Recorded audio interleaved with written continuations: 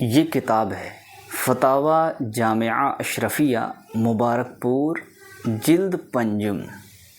اس کتاب کے صفحہ نمبر 31 پر اسی طرح کا سوال جواب موجود ہے، میں آپ کو سناتا ہوں۔ مسئلہ: ووٹ ڈالتے وقت انگلی میں نشان لگا دیا جاتا ہے جو ضروری ہے۔ دریافت طلب امر یہ ہے کہ یہ رنگ ہے یا پالش، یعنی اس کے چھڑائے بغیر وضو اور غسل وغیرہ درست ہے یا نہیں۔ اب اس کا جواب سنیے۔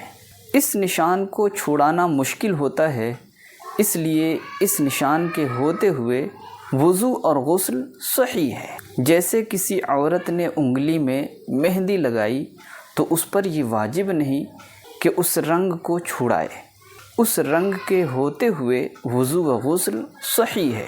اسی طرح ووٹ والے اس نشان کے ہوتے ہوئے بھی وضو صحیح ہے۔